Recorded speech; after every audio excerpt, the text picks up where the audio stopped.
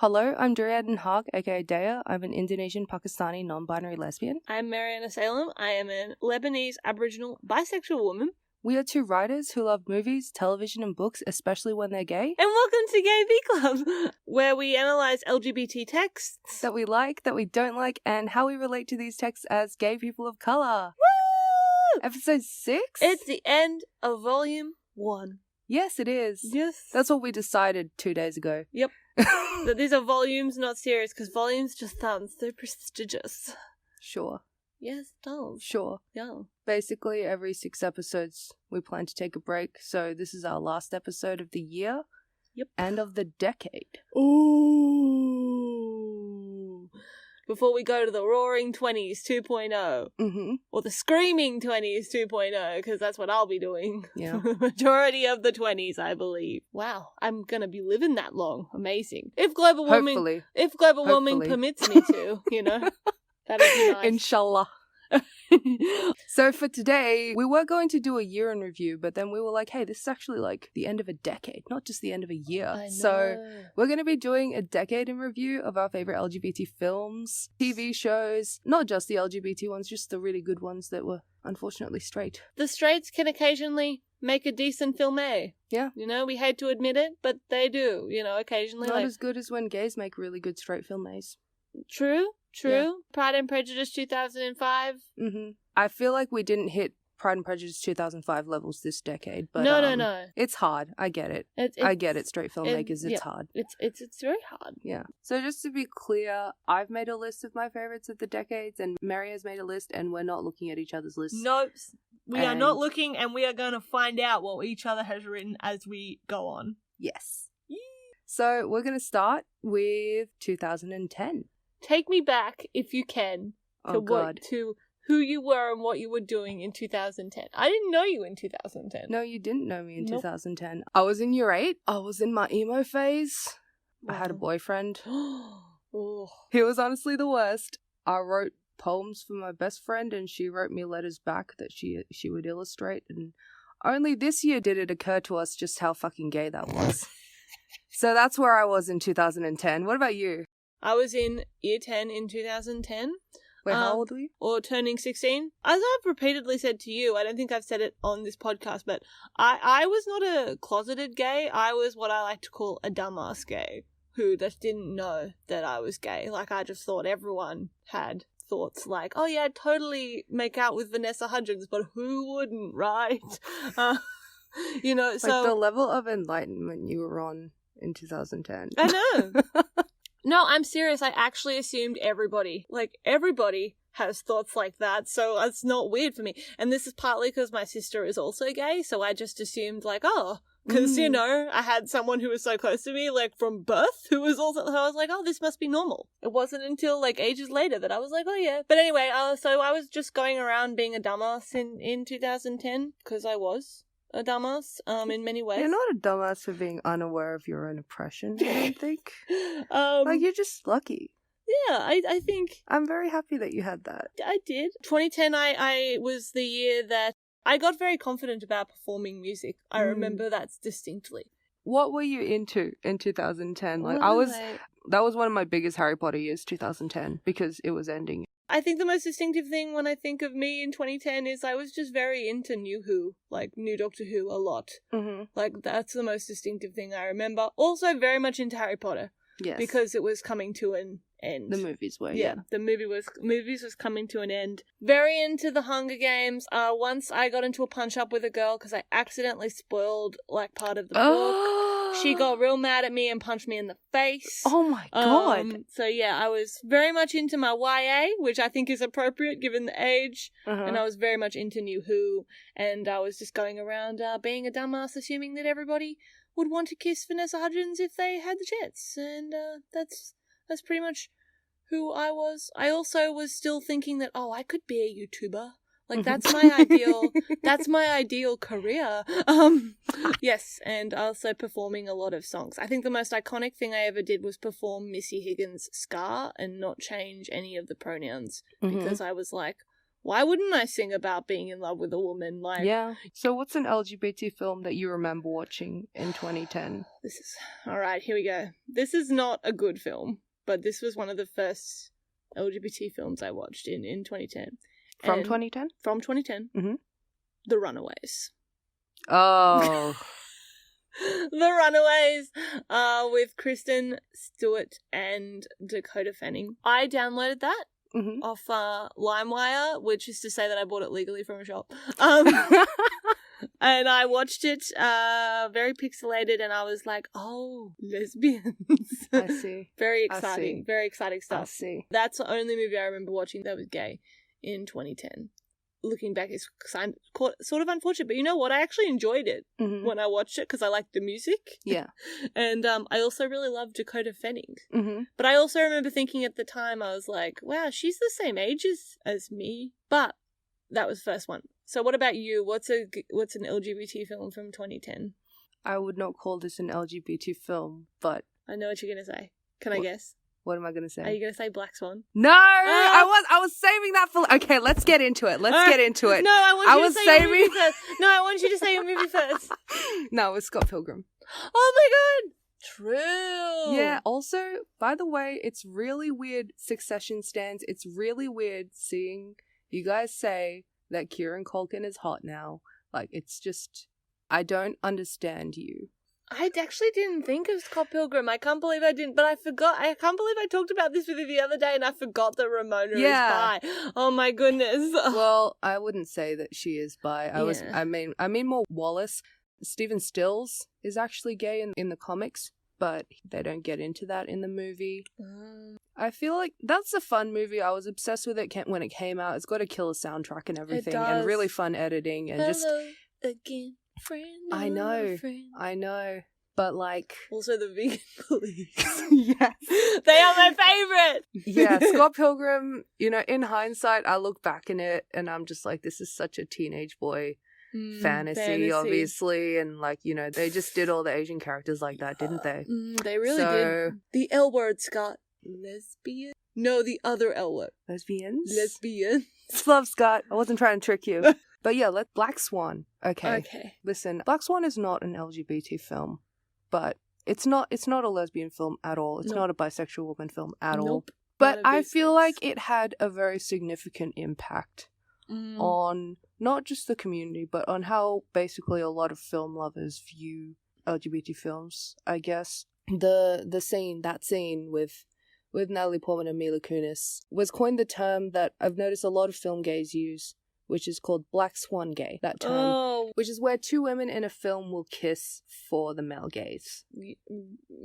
Like, it's obviously not the first time this phenomenon has happened, but it's one of the biggest times that I remember in this decade. Honestly, like, a lot of people who wouldn't have gone to see Black Swan did go to see it because they hyped it up so much in the marketing. I remember, I think they won like MTV Best Kiss Award that year. They did? And things like that. And yeah, I think it was just an awful, awful film and time. Like, it's a technical masterpiece, but at what cost? That's a whole other episode that I could get into. I also just want to say, and it's quite embarrassing. I've had a crush on Mila Kunis for a very long time. Like but I didn't realize, obviously, because as I said, I was I mean, at the time that I was watching it, I was like, interesting. Yeah, interesting. Mila Kunis, and I used to watch that scene with Mila Kunis and Natalie Portman. Like, oh wow! And I'd be like, oh, I love this, but just that scene. I'd never actually seen the full movie until last year. I see. So, I see. I just really liked, I was like, I like this. I like Mila Kunis. Like, she, like, is kissing a woman. That's nice. Mm-hmm. But overall, I just hate Black Swan as a film anyway, even without that scene and the way that they used that scene and the way that they marketed the movie with that scene. It's just a really stupid, contradictory screenplay where it's a story about sexual repressance that somehow manages to paint her quote-unquote innocence as like a bad thing, while at the same time like fetishizing it. Like, she's manipulated the entire film by Vincent Cassel's character, who takes advantage of her inexperience and also her struggle to like prove herself.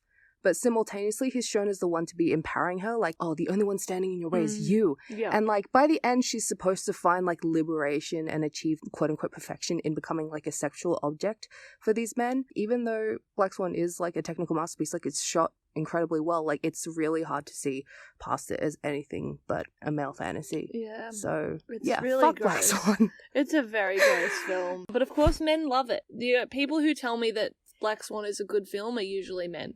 Yeah. They're not women. Thing is, quite a lot of gay women do like it, and I feel very sorry for them, I guess. Get standards. So it's kind of like you latch on to bad things sometimes because you feel like you don't deserve anything good. I know, we're going to do an episode about that in the future. Yeah. But for now... That's a whole other episode. What are some other 2010 things? Not technically an LGBT film again, but Easy A. That's on my list!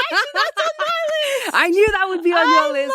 Okay, Easy A is my problematic fave film. I think this movie is so funny. I don't know, the gay representation in it is kind of weird, because it actually, like, makes some points, but it uses in a very dismissive way as well. In a very dismissive way, like comparing the friend... his struggles being a gay kid in school to just like every straight guy's struggle of being like in school and being regarded as like sexually incompetent. Yeah. Like I think that's a weakness of it, but at the same time, like there are some things that he says in that movie that like hit. Some points were made. Also, Stanley Tucci's there. I know it's like really homophobic that they make these jokes, but when like the mum's like, I dated a gay man once for a long time, a really long time, and he's like, and she's like, my God, that's Patricia Clarkson. Yeah, that's right. And you know when Emma Stone's like, please don't tell me you married him. She's like, no. She's like, your father is as straight as they come, girlfriend. And she's like, a little too straight, if you know what I mean. She's like, I don't.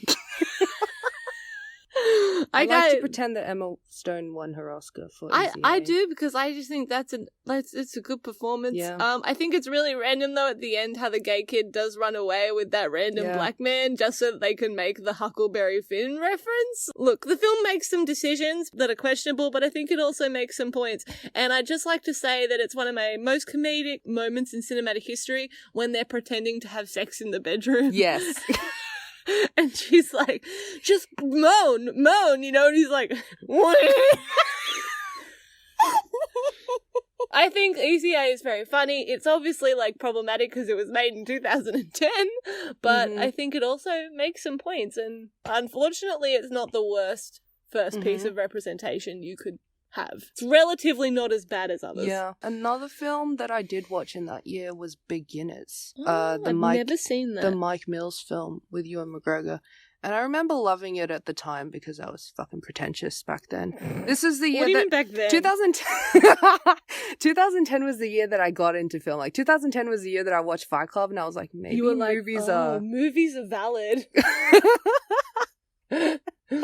I thought it was really sweet at the time, but then I watched it again last year, and I think it's a very strange movie, and I think it's very strange. I get that it's based on Mike Mills' experiences with his own father, so I don't really want to judge him personally, but the way that the movie comes across, it's like Ewan McGregor's character, he obviously doesn't really believe in love because he's seen how terrible his parents' marriage was. They also connect that with the fact that his dad was gay. So it's like his dad being gay like ruined his outlook on love and relationships, which I think is not a great look. Not a great look, and it's not a great message. Yeah, that's why it's a little bit weird for me. Another movie that I watched Yes or No, which is a Thai lesbian film. This was back in 2010. So you watched this in 2010? And I was just like, this doesn't affect me at all.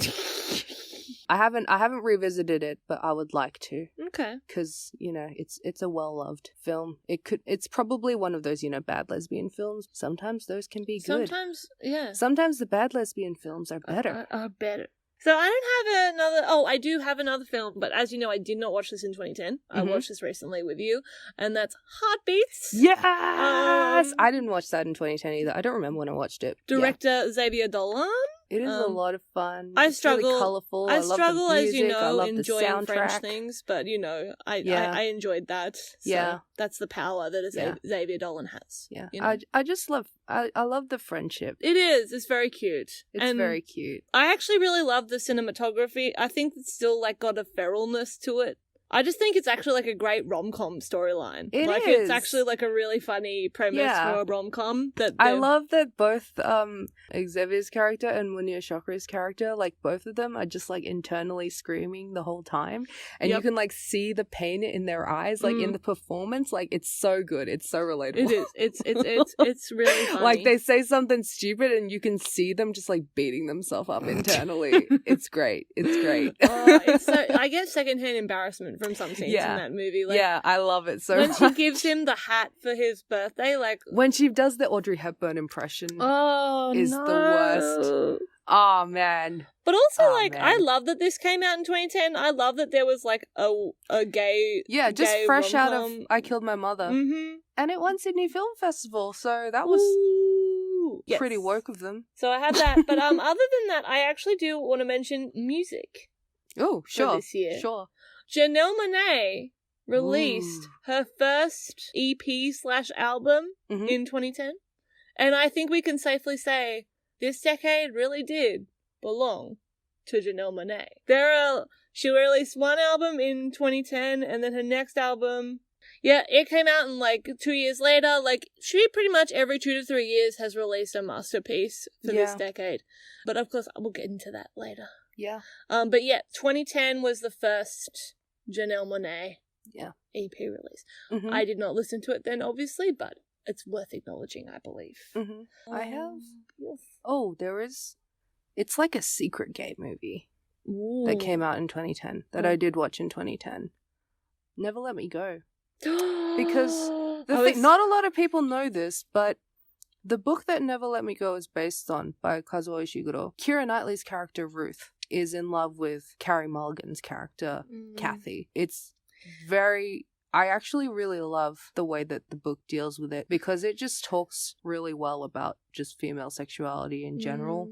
And the movie does have a weird acknowledgement of it, but it's like really weird. And because Alex Garland fucking hates me, he wrote the screenplay for this movie. I asked him once.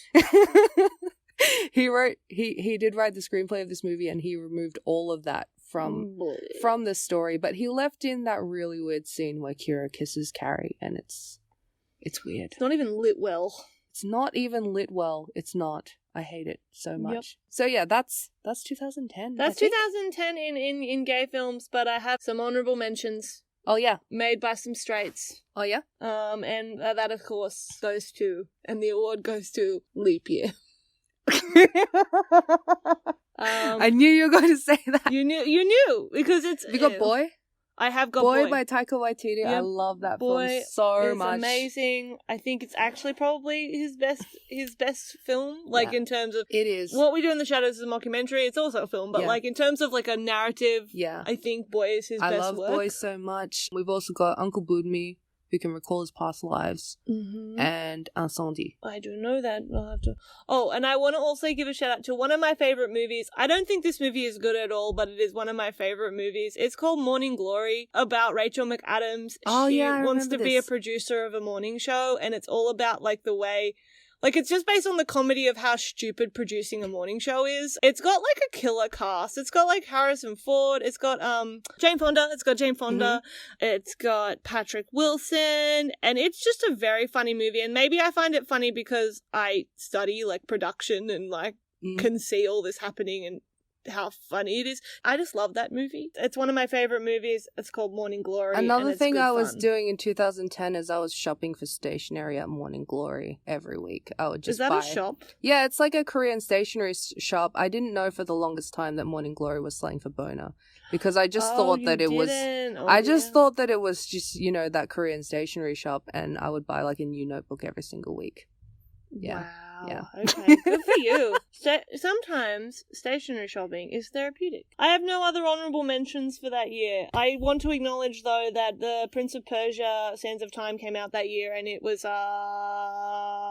people should have understood Jake Gyllenhaal a long time ago. Yes. A long time ago. You're right. And the last thing I want to mention is Tim Burton's Alice in Wonderland came out this year. Oh, yeah. And that's not a gay movie in any way, but I'm just very gay for Mia Wasikowska. Me too. So, shall we move on to 2011? Yes! The only gay thing that I actually watched... Well, it's not even gay.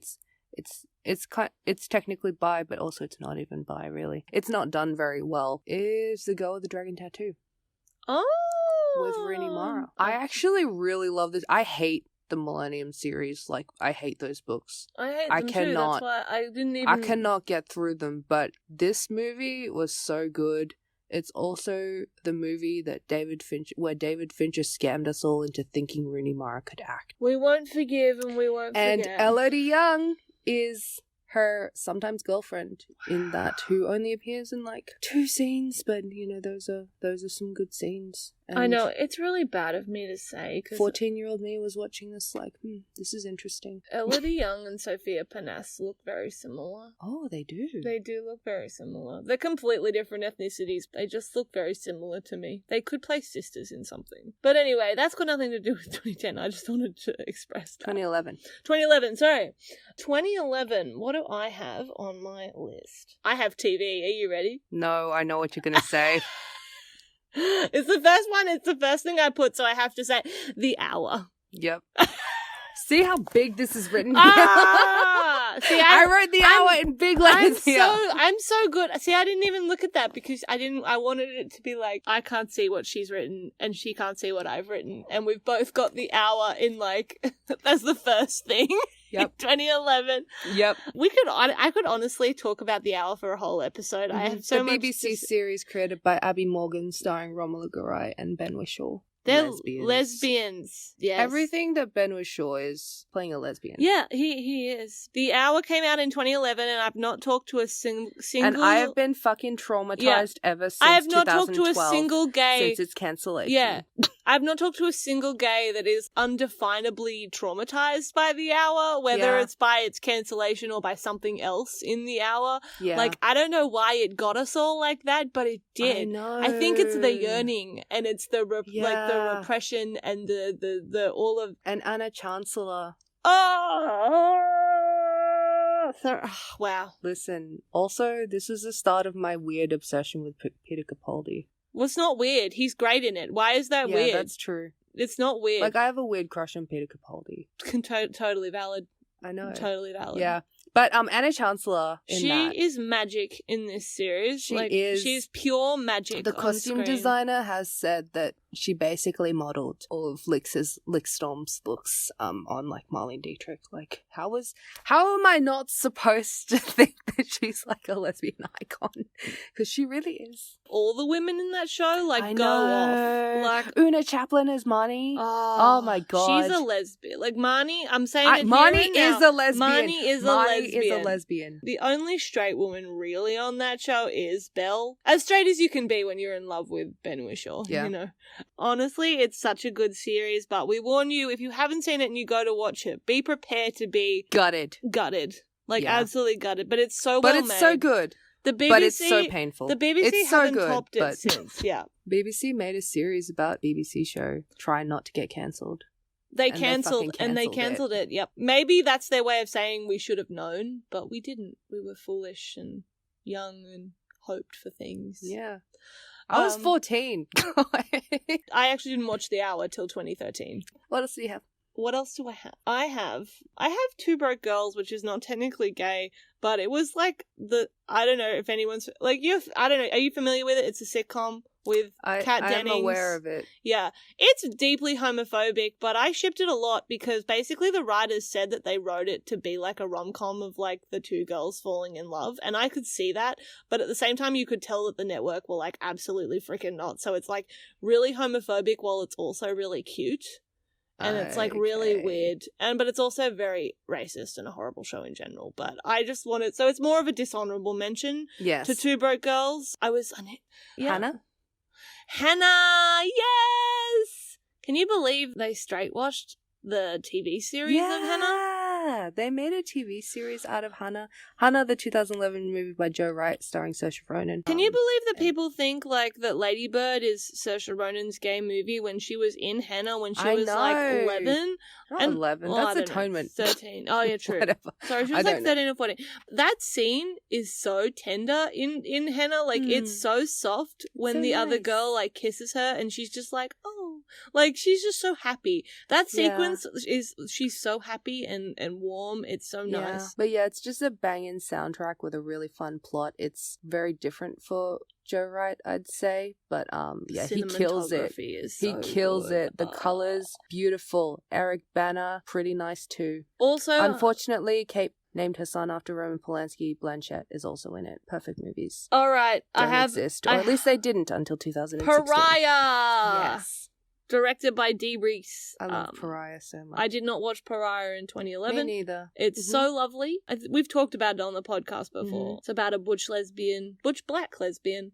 And it's sort of a coming of age. Directed by a butch black lesbian. And it's sort of a coming of age, Bildungsroman, or whatever they call it. And it's really lovely. She's also a writer, which I love.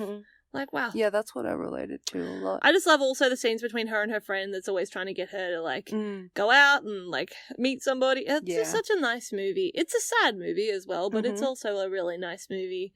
Yeah, I feel like it perfectly encapsulates that insecurity that you feel when you're aware of what you are and you don't really know how to be amongst your own community. But also you're frightened to be because, like, it'll mean... And there's also, of course, like, all the external things, like, the external things in your micro world, like your family, etc. Oh, her family. It's a brilliant movie. I have also on this list, in terms, if you want to talk about gay coming of age, a Circumstance on here as well. Oh, that movie is rough. Made by an Iranian... Mariam Kashavars. Yeah, she's a lesbian as well, isn't she? Yes, I believe so. Yes. I'm pretty sure she is. We forgot to mention her in our Gay Gays episode, but I remember writing her name down, so she must be.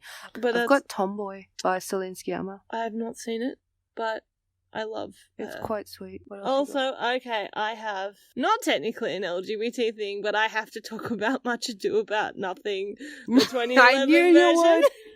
I had to talk about it, but again, I didn't watch it when it came out then. No one could unless you actually went and physically saw it. But love David Tennant and Catherine Tate as Beatrice and Benedict. I hate all the reviews, which are most of them, that say they were terrible in it because they were so good. They were so good. That's exactly how Beatrice and Benedict are meant to be. Beatrice and Benedict are both bisexual. Yep. Just in case you weren't already aware. Like, yeah, exactly. And they play them in that version as the bisexual disasters that they are. And no version of Much Ado does the, like, love confession scene better than they do when they're just giggling and screaming and running around like lunatics. Love it. Sweet and wholesome and wonderful, but a lot of people apparently, and this really surprised me when I was looking up reviews of it, like in the archives, a lot of people really didn't like it. And I'm just decided that those people are biphobic and don't have taste. Weekend by Andrew Haig is a lovely movie. Oh, I've heard of this, but I haven't Gays watched Be it. Contemplating. I'm like obsessed with movies that are just two people talking before trilogy stands do not interact. But yeah, Weekend is a lovely movie like that. My other mostly heterosexual, though I feel like there's plenty of gay subtext in some of these movies from 2011. Attack the Block. I have loved John Boyega since 2011. Also the best November. Which is so sad. It's so sad seeing Star Wars be like this now. I'm so glad that he's free from it. Also, The Raid. I love that movie. Sherlock Holmes: A Game of Shadows. I was wondering which of us was going to bring it up. Sherlock Holmes: A Game of Shadows, which I know is your favorite of the two. Yeah, I love it as well, but I know you don't like that they kill off Irene. I'm sorry. It's hard for me to move past that. It really is. But also, like, when I watched that scene, I'm like, as if they killed off Irene. Like, it never really hit me because I never really actually believed that she was dead. In denial in that. Also, we need to talk about Kevin by Lynn Ramsey. I love that film so much. That's not a gay film, is No. it? No. My honourable mentions made by the straights. Look, there's honestly not many. 2011 was a pretty bad year. I love 2011. You love 2011? There are heaps that I didn't mention. 2011, one of my favourite movies in the world came out. It's not a gay movie. Called Another Earth. It was directed and written by Britt Marling, who wrote the OA. This is before she met Zal, who she makes the OA with. This was like her first movie. The story of how she got this movie made is wild. She, like, quit her job as an accountant and was like, I'm just gonna go and make this movie. And if you haven't seen, like, another... Marling was in it. Accountant? Yeah, she was. She was an accountant. And this movie is wild. If you haven't seen it, it's about literally another planet appearing in the sky, and everyone's like, oh, what is it? And they think, oh, they realize it's identical to Earth, and they're like, oh, that's cool. It's another Earth. That's awesome. And then, like, the bomb that drops is, like, when they contact the other Earth, it's the same woman who's contacting from this Earth, contacting from that Earth, and they realize it's a parallel Earth that's come into their orbit.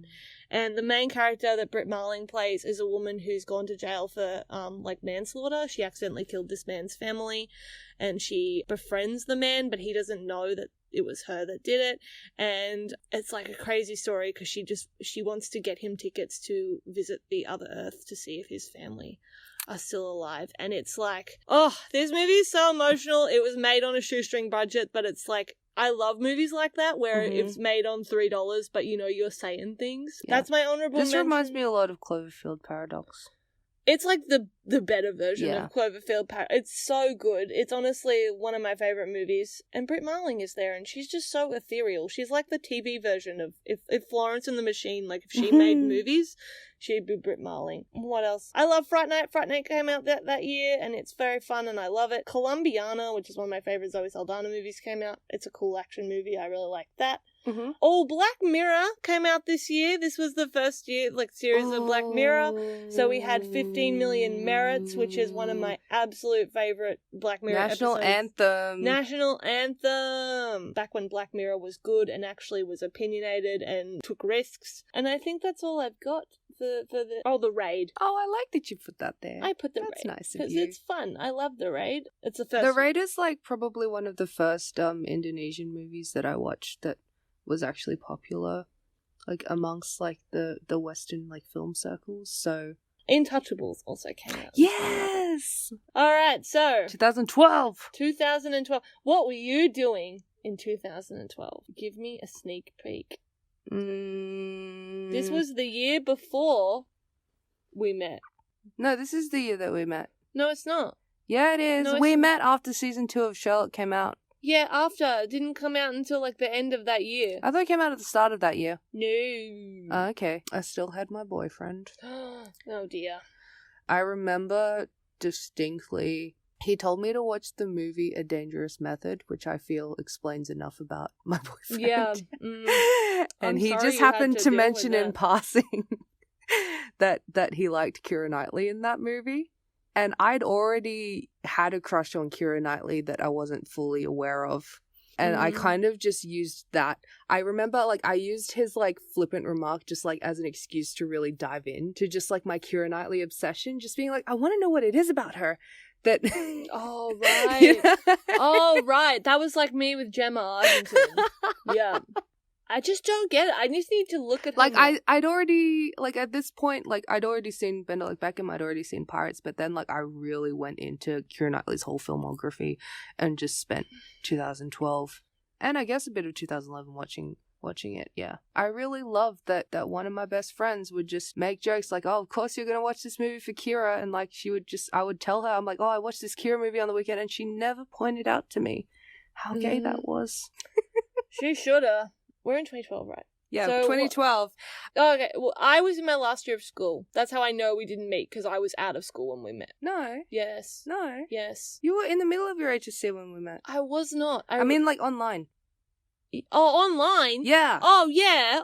Maybe online, but I didn't meet you in the real world. Yeah, we didn't meet until I'd finished school. Yeah. Yeah. So, yeah. Okay, alright, fine. 2012. Yeah, I was finishing my HSC, and I was actually quite excited, because I was finishing my HSC, and that's very exciting because I didn't want to be doing it anymore.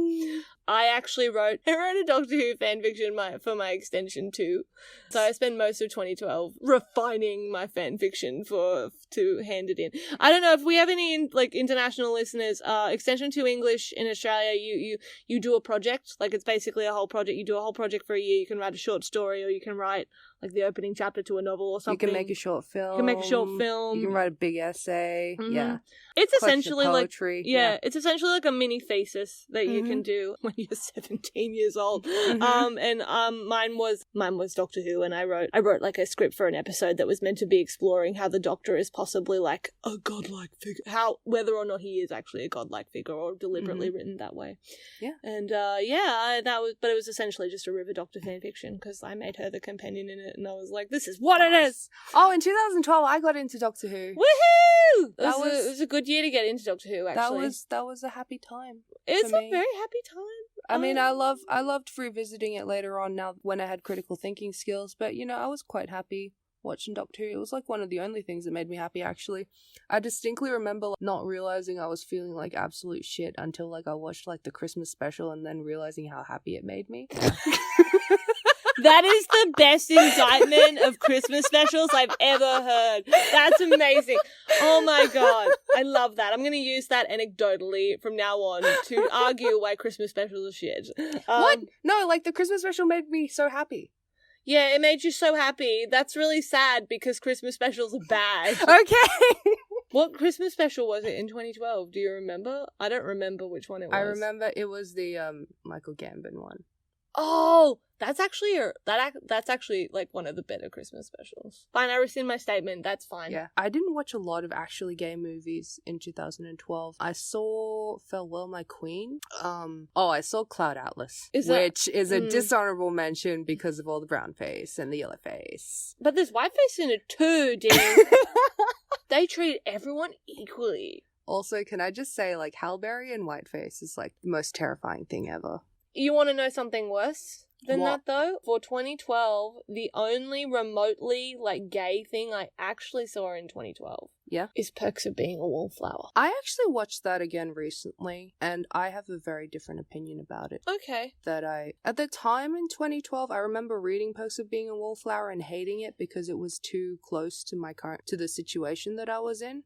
Oh, so fair. I hated it, but like watching it again, I think I watched it again in like a bit over a year ago with my brothers because my brother just felt like watching it. Yeah, just he was going through something if you feel like watching Perks of Being a Wallflower. No, he was just curious about like what it was about. Oh, okay. Like I actually really appreciate it because I feel like it's a very good depiction of the trauma. I haven't watched it since I watched it in 2012. Like Emma Watson's performance is still shitty and cringeworthy and like ruins everything. She looks very cute in it. She does. Oh, she got that iconic pixie cut post Harry Potter. Well, we forgot to mention Harry Potter. Harry Potter finished. Harry Potter had finished by 2012. That was the big thing. That was why I latched on to Doctor Who. I was like, I don't have anything left. Yep. Okay, so the other gay movie I have listed here, again, though I didn't see this when it came out. As you know, I only watched this recently, and that's Lawrence Anyways. Came out in 2012. Another Xavier Dolan movie. I've got Helter Skelter, which is kind of a gay movie. I feel like it's a disgusting movie, but it's very beautiful, but it's disgusting. Like it's supposed to make you feel like sick. Is it? Yeah, I love that movie. I did watch In the House, Dans la Maison. It's a Francois Ozon film, and there is a gay character in that. To this day, I'm still obsessed with it. I remember it was very influential on me because it's about a kid who is a writer, handing his work over to his English teacher who really believes in his skill. Watching this film made me realize I'm like, hey, you can make the most like banal scenes like really interesting, and it actually stopped me from writing like escapist like fantasy and like genre fiction, and like it made me just stick to just more grounded like drama. Wow. And stuff for a very long time. Okay. That's interesting. Also, the movie soundtrack bangs, and it was like my 9th most listened to album this year still. Wow. Yeah. The impact. Thank you, Philly Fromby. Not technically, I don't know. I don't like counting this as a gay film, though I know many people do, but Pitch Perfect also came out. Anyway, Wajda. Oh yeah. Wajda is not gay, but there is a little subplot which a lot of people don't even realize is supposed to be gay, but there are those girls that get kicked out of the school. I'm fairly certain that they were kicked out because they were lesbians. And Wajda is just such a lovely, lovely film. I remember watching it because I was raised as a Muslim, and I remember like really relating to Wajda, and that she didn't really connect to it in a way, but also like it made her feel good when she was able to read the Quran. Well, like yeah. That's nice. Yeah. And I love Haifa Al-Mansour. Yeah, Haifa Al-Mansour. I love her films. I think she just makes really lovely films. Yeah. I wish occasionally she'd stay in her lane a little bit though. The film she made about Napoli Ever After, about the black woman like cutting her hair, while it was like well intentioned, I just feel like I see. It was just like I haven't seen a lot of her other films, so Ricky Whittle's in that movie. Nice. He plays her asshole boyfriend, and I'm like, I'm meant to believe that this literal puppy is an ass. Okay. But anyway, some girls. Yes! Listen, some girls. Saz and Viva were gay. Saz and Viva were gay. Yes, they were. Also, I just want to say, all you bitches that love Dairy Girls, like, you guys suck because you didn't watch Some Girls. I mean, the people who are like our age who like Dairy Girls but slept on Some Girls. Like, if you're like, you know, a teenager who likes Dairy Girls, that's fine because that's what you have access to. Yeah. And it's relatable for you. But like the older people, Some Girls, the oldens like us, the elder gays. No, I hate that word. we are not. Do not say that. No, we're not. We're not. That was like an ironic use of that term. But like Some Girls was an amazing show. It was about 4 girls. They were like working class Britain. Saz was. She's Pakistani, isn't she, in that show? Is she Pakistani? I forget. She's South Asian. Main character Viva is black. Then you've got Amber and Holly, who are white, and like they are, but they're so funny. I love them so much. Yeah, that was the best teenage girl shenanigans. It really was. It was like the In-Betweeners, but with girls, and just so much better. Also, Jackie Van Beek plays the PE teacher in that show. She's awesome. But I love this show because it has a wonderful plot line where Saz thinks that she might be into girls. And I think it's really funny the way she's trying to go about... And she's just like, I watched Black Swan last night to get myself ready.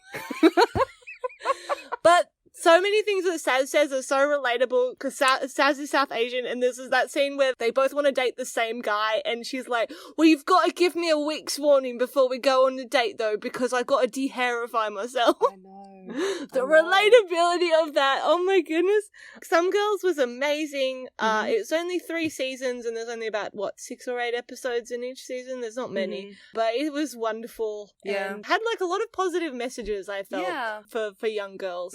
The whole episode on masturbation is like one of the funniest episodes I've ever seen of a show. Yeah. It's still to this day one of my favorite shows. Honorable mentions. Oh, wait, no. There was a couple of, before we get into that, there are a couple of significant things that happened in 2012 that when I was looking up stuff for this. Oh, I forgot Glee. Yeah, that's whatever. Fine. That's fine. Yeah. Frank Ocean and Azalea Banks both came out in 2012. I do remember this. Both of them, the bicons they are, came out in this most sacred year of 2012. The world was meant to end in 2012. Do you remember that? They even made a movie like about how it ended. Yeah. Yep. One of my favorite albums ever came out in the year of 2012, and that is Origin of Love by Mika, who is all y'all's other favorite gay Lebanese person. Yes, and I love that album. But another significant thing happened in 2012 was when we started talking to each other online. Yes. And we started talking to each other because, and we haven't mentioned this yet, but because Elementary came out this year in 2012. No. Yes, it did. Okay. First, I can't believe you're like you're messing up our like meeting story. Our origin stuff. I can't. All right, yeah, here I cannot abide by this. We're like a married couple. Like that's not how we met. So season 2 of Sherlock had just come out. Mary, who loves Irene Adler. I do. I who love Irene Adler. We. I who made a lot of gifs of Irene Adler and of Adlock. Yeah, I remember Mary messaging me like, I really like your gifs of this show. And I remember messaging her, I'm like, I really like the fanfic that you write. And yeah. I used to still have that message, and then Tumblr deleted it very recently. No. I was very upset, but anyway. Yeah, that was a time.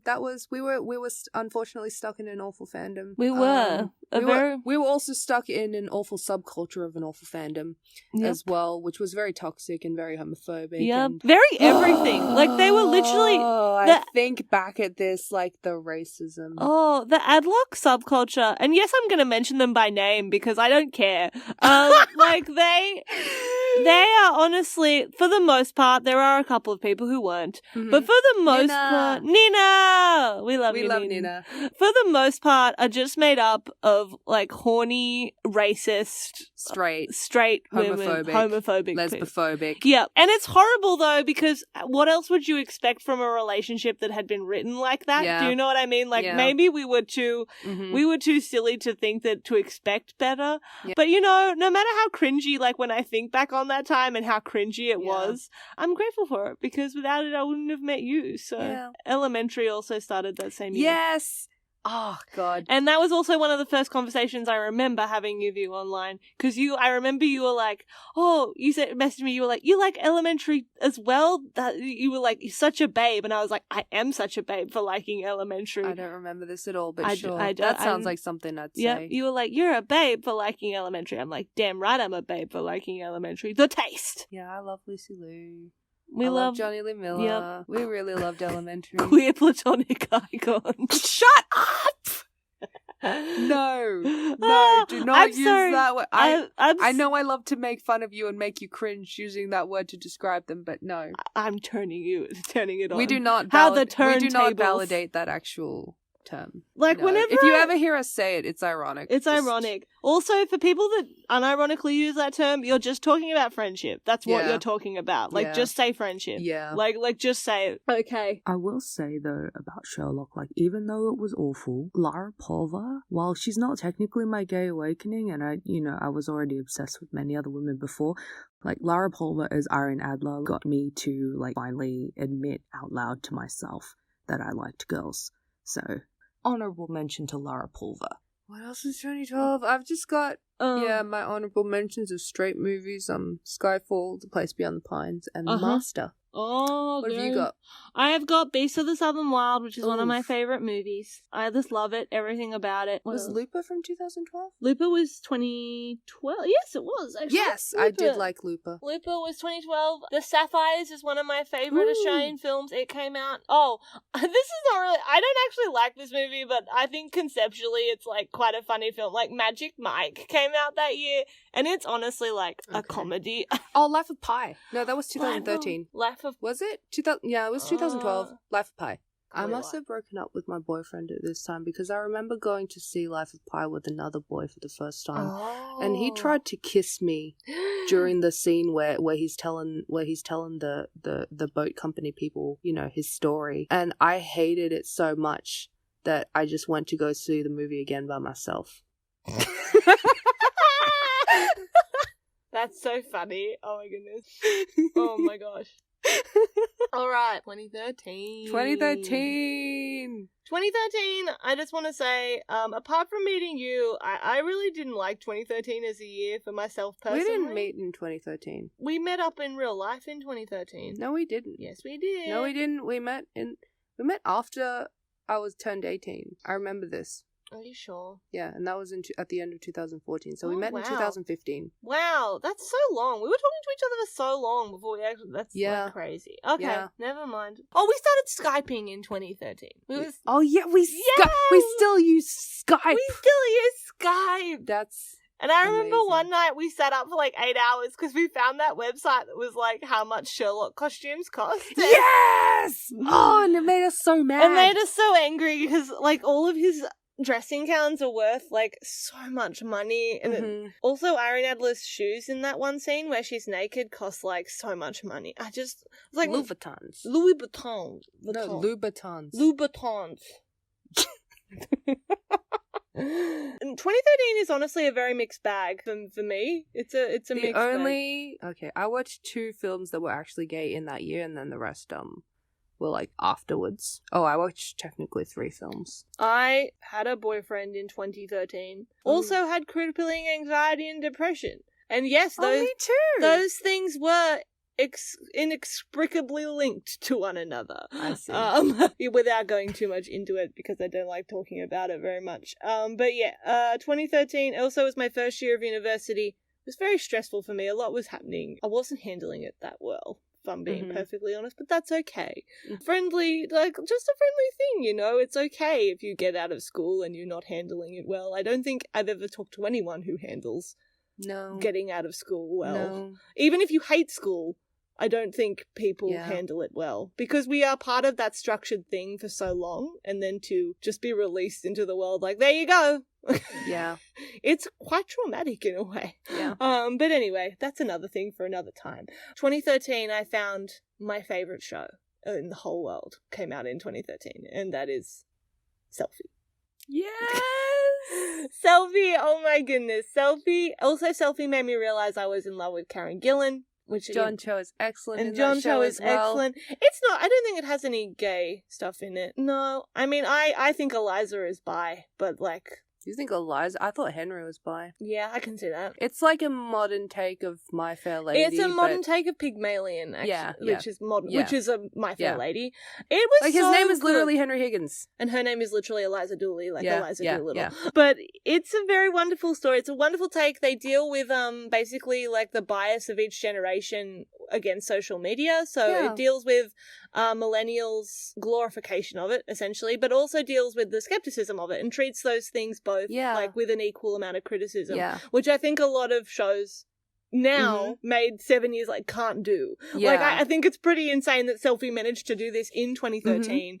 Managed to make a show that was nuanced in its dealing of social media. Like, it didn't categorically say it was bad, but didn't categorically say it was good. It was just like, the way you use it matters. But it also had an ensemble cast of mostly like people of colour. Yeah. And it's also just hilarious and sweet and lovely. Yeah. I never forgive because it got cancelled after its second episode. Not fair. Just not fair. Just say you hate women and POC and fun and wholesomeness and go. And it's also, it just blows my mind that it also was cancelled because it came out in the height of that era of shows of like millennial women dealing with their lives. Like it came out during the height of New Girl and all these other shows that would like the fact that this show didn't take off, like, it's always a mystery to me. So sad. It's so sad, but I love it. It's not gay at all, but it's important to me, so I'm mentioning it. It's important to me. What about the greatest cinematic masterpiece of all time, Mortal Instruments: City of Bones? Oh,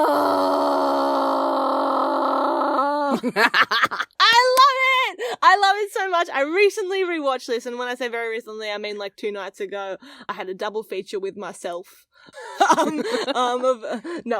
was with my friend, and we both watched it together. We watched that and Anna and the Apocalypse, which we'll mention later. Yep. The Mortal Instruments: City of Bones is a bold YA movie, and I say it's bold because it knew exactly what it was. It went in like, we are a corny ass. Exactly. This is a corny story based on a corny book written by a woman who is being sued for ripping plagiarism off a Draco and Ginny. Is Ginny? Yeah, Draco and Ginny fanfiction. Yeah. And the movie embraces that beautifully. I love Lily Collins in that. Yes, also, this is like a year I realised I was in love with Lily Collins and Karen Gillan. What a good year it was for me. Nice. I met my girlfriend in last year. Oh, good for you. Yeah. Oh, that's so great. Yeah. I love that for you. Also, just a side note though, Mortal Instruments is technically gay. We don't like to talk about it because it's terrible, but like, there's some gay rep there. Yeah, is it good? Is it good? No. No, but it's there. Godfrey Girl Pretty? Yes. But also, I am... Rest in peace. I'm still... Oh my god. I actually cried watching it the other night because I was like, oh, I like... Because I loved... I know a lot of people were getting mad because people were like, oh, the guy who played Magnus is dead. But like, honestly, if that's the first place you saw him, like, you can be sad about that.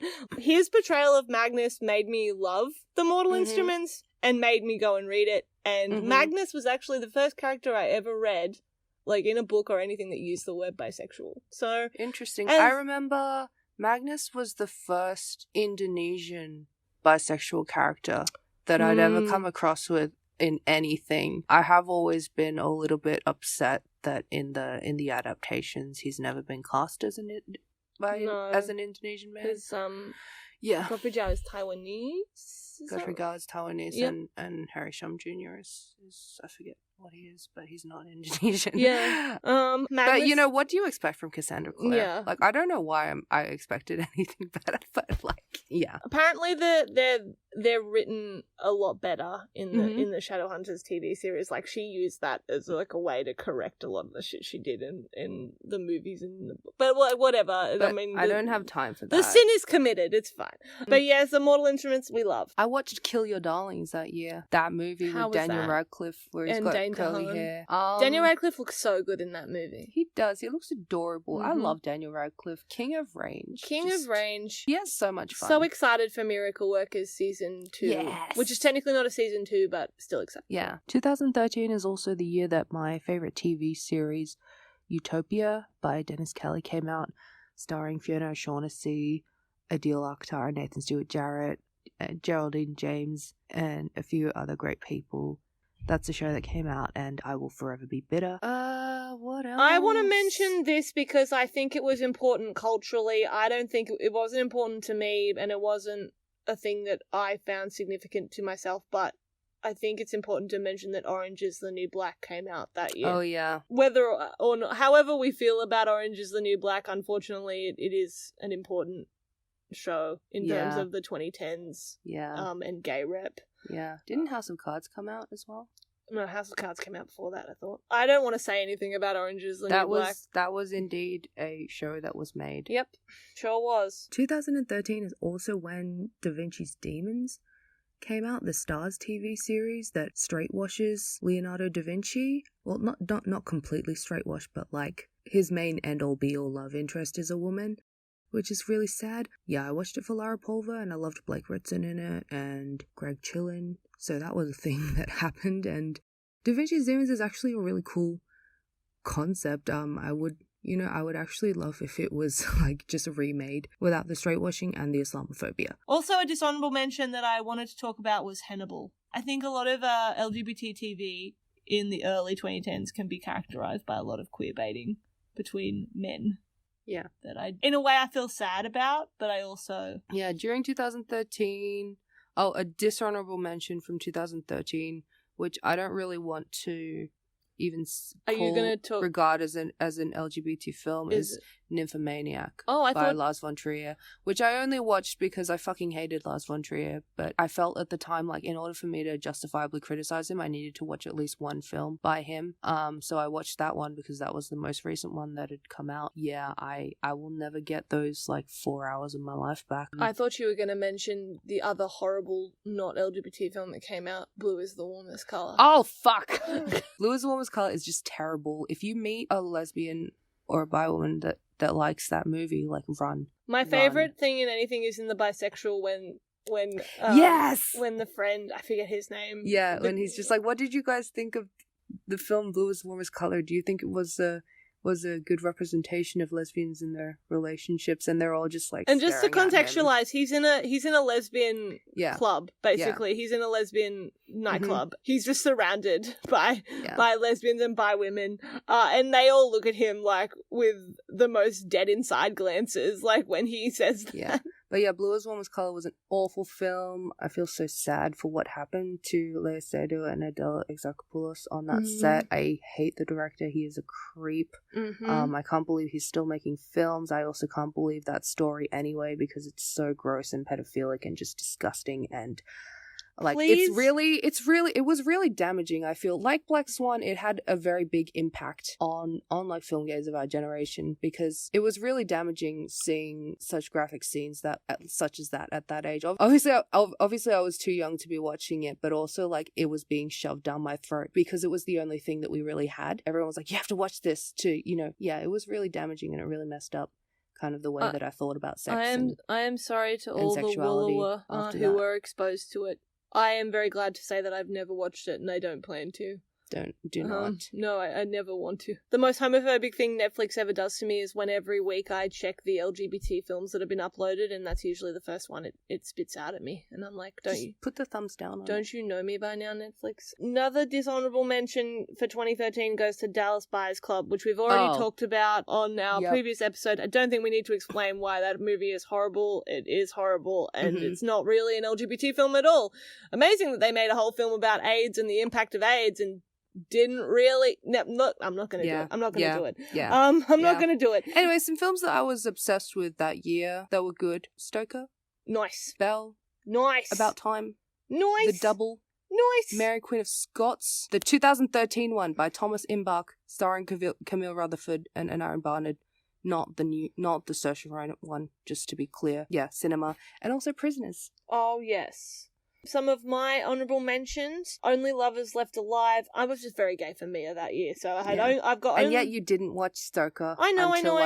2 months ago. But I also just didn't want to see Matthew Good do that because I love him. Tracks also is I love Tracks. I like Australian films that are good.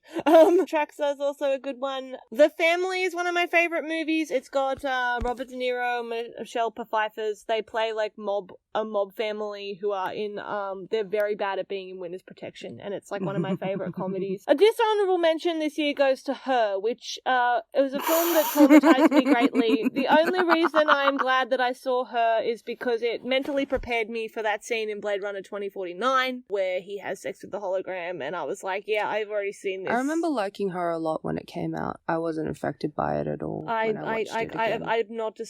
never walked out of a cinema feeling like so disgusted.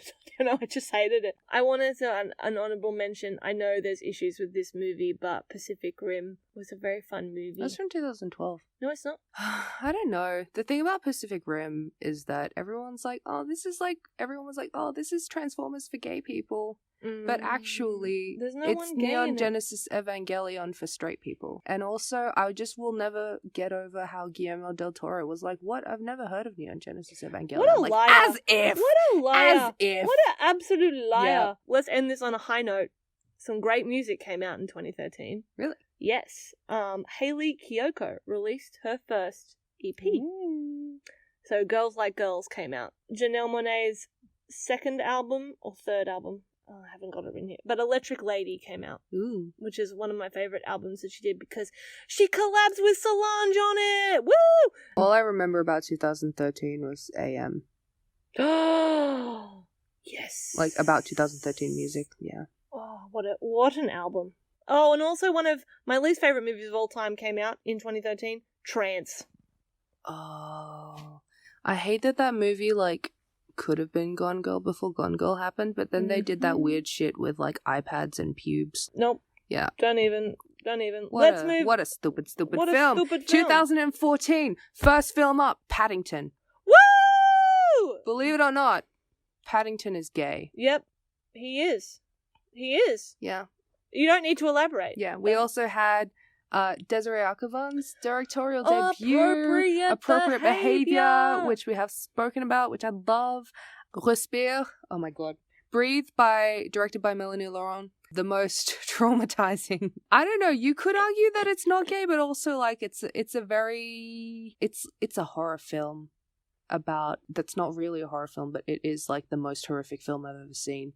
Just about the relationship of two teenage girls who are best friends and like the obsessiveness, and it gives me so much anxiety to just even think about it. But it's a great film. Lilting came out. This was a good year for Ben Shaw. Gone Girl came out, which I feel is significant. It is significant. Duke of Burgundy came out. I love the Duke of Burgundy. I think it's just such a clever, beautiful film. Mommy came out. Oh, I forgot to mention for 2013 Tom of the Farm. But yeah, anyway, Mommy came out in 2014. I feel like just one of the best films I've ever seen. Dishonorable mention, Imitation Game. Yeah. Good, I had that too. Glad you covered it. We've already talked about Imitation Game enough. We're not going to grace it with another even minute. Just listen to episode 3. Yep, so my 2014 list, Penny Dreadful, started in 2014. And say what you will of Penny Dreadful, it was a bold show in that nobody in Penny Dreadful except for Sir Malcolm is straight. It ends terribly. As far as I know, there are only 2 seasons of Penny Dreadful. Yeah. There are some that will tell you there's 3. They're incorrect, those people. Girlhood. Yes, I have Girlhood. Sorry, go. I didn't start watching this until 2016, but this is the year when Bojack Horseman started. Yes, it is. And that's like one of my favorite TV shows of all time. It is one of the best. We're probably going to do a mini episode when Bojack... When it finishes. Yeah. Because we love it so much. Mm-hmm. Sydney Freeland, who I've mentioned before on this podcast, she's a Native American trans woman. Mm-hmm. She had her directorial debut in 2014 as well with Drunktown's Finest. which I think is really great. One of my favorite movies, though I know it's deeply problematic in that it completely almost erases lesbians' pride. Yeah. I know it's a problematic movie, but it was one of the first gay movies that I saw that I actually really, really loved. Mm-hmm. And I saw it when it came out, so I didn't see it later on. I saw it when it came out. Also, I've been in love with Faye Marsay since Pride, so that's... Though, of course, she's let me down in later times, which I will talk about, but not right now. Also, it's really funny how in 2014 there were 2 biopics about Yves Saint Laurent coming out that year. That was pretty funny. Not technically gay. I feel like there's room for subtext in this movie. The Raid 2. True. Which is my favorite action movie ever. I love that movie so much. Mm-hmm. I love Julia Stell. She really stole my heart. Yeah. Also, the best Hamlet movie adaptation came out in 2014, Heather, which is an Indian puppet, like a South Asian. Nice. I haven't seen that. Hamlet. Big honourable mention goes to What We Do in the Shadows, which, essentially, I feel like the latter half of this decade belongs to What We Do in the Shadows in a way. It got, 2 spin-off series, and they're both excellent, and they're also making the sequel, though I don't know when it's going to come out. Still making that sequel? Yeah, they are. They are still making it, but it keeps being pushed back because Taika's busy. One of my favourite documentaries, which I know it's a bit silly, but it's one of my favourite documentaries. You can find it on Netflix. It's called Do I Sound Gay? And it's this gay man, and he's trying to figure out why a lot of white gay men sound like that. I see. He actually talks to all these linguistics experts and people in the community. It's a very interesting little doco. It's called Do I Sound Gay? And it's looking at the gay community from a linguistic perspective, which I think is a very interesting perspective to look at it from. And it actually me, I'm a hoe for linguistics. Yep. And it actually goes into a little bit about how a lot of the gay white gays obviously appropriate black. Like AABE and a lot of that was started by black trans women. 22 Jump Street is an extremely homophobic movie. I don't know why I've got it on this list. Probably as a dishonorable mention. I don't have many honorable mentions for 2015. Let's move on to 2015. I know what's at the top of your list for 2015. Okay? I do. You do? I do. If it's not on the top of your list, then shame on you. Okay? Oh my god, I'm really scared. Can you just say it? Because I'm really scared now. 7 Days in Hell. Yes! Yes, it is! Yes! I knew it! 7 Days in Hell. My favourite mockumentary of all time. I've said this nearly every episode. It is so funny. Also, it's it's kind of gay. Andy Samberg's character is bi. Yep. It's a bit homophobic. It's the most homophobic and gay mockumentary of all time. It's pretty amazing. It's got the most amazing cast. I love 7 Days in Hell. I watch it every time I need a pick-me-up, and every single time I watch it, it makes me laugh. I never not laugh at it. Yeah. And I think that's a true testament to its power. Unfortunately for 2015, apart from 7 Days in Hell, I have nothing but dishonorable mentions. Oh, I've got a few ones that I do like. So please. I've got Tangerine, Bessie, How to Win It. Tangerine, sorry, yeah, I have Tangerine. How to Win It, Checkers Every Time, The Blue Hour, Nina Forever, Holding the Man, Summertime. Also, Mr. Robot. Mr. Robot! Mr. Robot is by no means perfect LGBT representation. But Sam Esmail went off. No, the writers went off when they decided that there would be no straight women in that show. I love that. And also just some other movies that I loved from that year. Mustang, Mad Max Fury Road, and Piku. Unfortunately, I have a lot of dishonorable mentions. The Danish Girl, Jenny's Wedding, which is one of the most homophobic movies I've ever seen.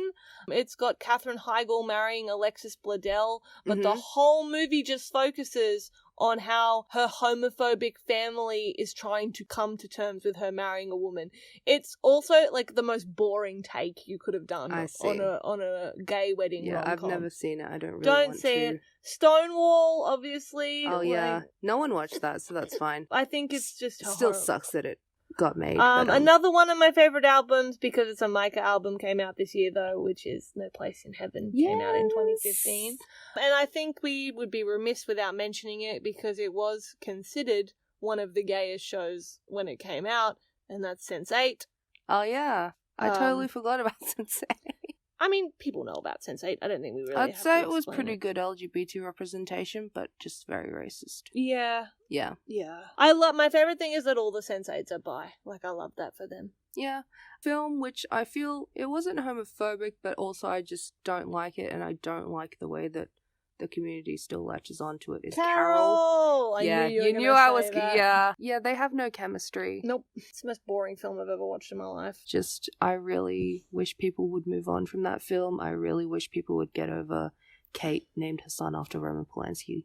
Blanchett. Mm-hmm. Yeah. Some honourable mentions. Oh, this was the year we went to see the Witch together, and that was really funny because we both thought it was going to be so scary, and we were both so bored during it. I think that's really funny. It was. Yeah. We kept waiting for it to be scary, and it never was.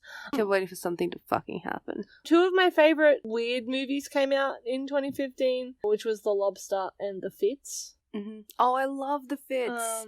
The Fits is a great little movie. Mm-hmm. Nancy Meyers came for all our hearts again with The Intern, though it's not as good. I didn't watch that. It's nice. It's a nice movie. Because you were talking about like your favorite weird films, like The Lure. In terms of the scope of cinema, The Lure isn't the best film, but it's certainly the best Polish man-eating lesbian mermaid musical that's ever been made. I can agree with that. Yeah. The Dressmaker also came out. Oh this yeah. year, which I don't know if you can technically count as an LGBT film because of Hugo Weaving's character. Oh yeah, I forgot about that. But it's definitely a lovely Australian film to watch, and I love the ending, and I love Kate Winslet in it. Even though she betrayed us afterwards. I did have one more thing to say. If it wasn't Kate Winslet in that movie, it would have been Kate Blanchett. So now we're at 2016, which was the best year of the decade for film. For LGBT film. Bold.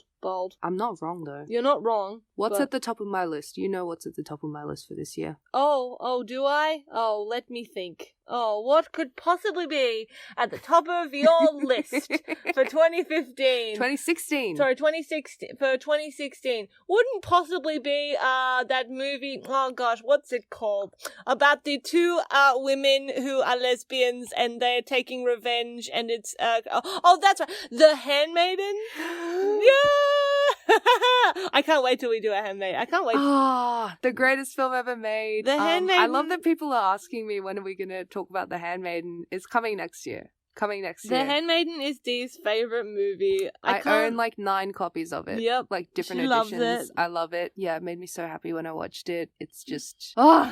It is a great movie. I don't want to start. I'm scared to start talking about it. We won't talk about it here. We're going to do a future episode on it. If you want to know more about it, highly suggest going and finding it and watching it. Watch it if you're over 18. Yes, of course. Don't watch it if you're under 18. I don't think we have a lot of under 18 listeners anyway. But just to be safe. Just to be safe. Yes, it's very sad though. I have a lot of... But also it's wonderful. But also, let's not forget the other great movies that came out. Moonlight. Moonlight! I love Moonlight so much. It's so beautiful, just in every aspect. Love Moonlight. Love Moonlight. Love every... Remember how we wanted to see Moonlight before the Oscars ceremony? And we paid fucking $40 per ticket to go see it? Because that was the only way to go see it here in Sydney. It was in gold class, wasn't it? Yeah, gold class. That was the only way to go see Moonlight before the Oscars. Something super sad, which I realised in the last year or so, is that no one actually watched Moonlight. Ashton Sanders and Trevante Rhodes blowing up with more recent films that they did, and like people being like, oh wow, these people are really cool. It made me realize, like, oh my god, no one watched Moonlight, which is so upsetting. It's so upsetting and just unfair. Like, obviously Marsha is my favourite part of that movie, but there were a lot of talented people working on that movie, and a lot of people like missed out on that excellence for quite a while until they were able to get better roles. Even Jharrel Jerome as well. Like, people missed out on knowing about these extremely talented, amazing people because they were homophobic. I'm very upset about the Oscar ceremony that year. I'm really it's upset an absolute, honestly, that it had to share its spotlight. I'm still angry. I can't believe they did that to Barry Jenkins. It's horrible. It's horrible. But also, I hate to say it, but it is sort of still funny. Like, yeah, at the time, I had a very immature response to it where I just thought it was funny, but like, thinking back, it's just really One of my sad. favourite photos, though, that came out of that debacle is the photo of Ryan Gosling. Yes. on stage, just like going like, he's just laughing. I like Yeah, no, he explained like a few days later, he was just like, everyone was like, why are you laughing that bad? Like, your movie lost. And he's just like, no, like, everyone was running around and I thought that someone died. So when it turned out that they just announced the wrong film, like, I thought it was really funny. Oh, Ryan. Dirk Gently also started that year on Netflix. Okay. And I know it's not technically gay, but it is gay because Samuel Barnett is there and he's in love. They're in love, okay? Okay. I know. San Junipero happened this year. Oh, hell yeah. Yeah, I have a lot of thoughts We saw Google about... kiss a woman. Yeah, that was a lot for me in 80s attire as well. And like, yeah, just... Oh my god, it's like San Junipero, like someone just like extracted it from my brain. Yeah. And just, it was so specifically like made for me. I loved it. It's Only the End of the World came out, an Xavier Dolan film. The Untamed came out. That's a really cool film. If you liked Possession, you should watch that. Amores Urbanos, Restless Love is a great Brazilian film that came out that year as well. What else have we got? Gaycation, which I know has its issues, but it was Ellen Page's documentary series about gay cultures all over the world. I really enjoyed it, and it started that year. Obviously it had some I have some dishonorable mentions for this year as much as I love it. Please share. Okay, first of all, The Neon Demon. The Neon Demon tried to do a similar thing that Black Swan did, where they showed a lesbian scene in the trailer, and then when a bunch of lesbians actually went to go see this movie, that scene shocked us because it was actually a rape scene. And then the other lesbian scene was a necrophilia scene. Just disgusting. That was, probably the worst cinema experience I've ever had. Literally, like, I got up as the credits rolled and went to the bathroom and vomited. Oh my gosh. It was disgusting. Does Suicide Squad count? Yes. Yes. Because Harley Quinn is bi, and people take that away from her all the time, but she's bi, and Margot Robbie is the best Harley Quinn that's ever existed, and I'm so excited for Birds of Prey, you'll have no idea. No idea. But anyway. Also, American Gods. Oh, I suppose. Okay. Yes. Actually, no. American Gods Season 1 was okay. Yeah. It wasn't amazing, but it was okay. Yeah. There's a lot to be said about it. There's a lot to be said about two. They're both Muslim too, I think. Yeah. Yeah. Like two Arab Muslim men being in love on screen. It's very big. Yeah. Very big deal. Also, Hayley Kiyoko released Citrine, the EP. Yeah. In 2016, and it was great. Also, Cupcake released the greatest song of all time, which is LGBT. Yes! Also, our favourite short film came out in 2016, Dawn of the Deaf. Yes! Oh my god, that was so fun. Which also has a lot of gay characters in it. Yes. Like, when you watch it, there's a lot of gay characters in Dawn of the Deaf, and that's really awesome. This is a weird mention. I think we should invent a category which is weird mentions that goes to Swiss Army Man. Yeah, okay. I think that deserves a mention. My favorite quote about that movie is like, I think it's Paul Dano, and he's like, "We didn't mean to make a like gay necrophiliac love story, but we did." And I think there's no other way. I love everything about Swiss Army Man. I love the score, the acting. The score is lovely.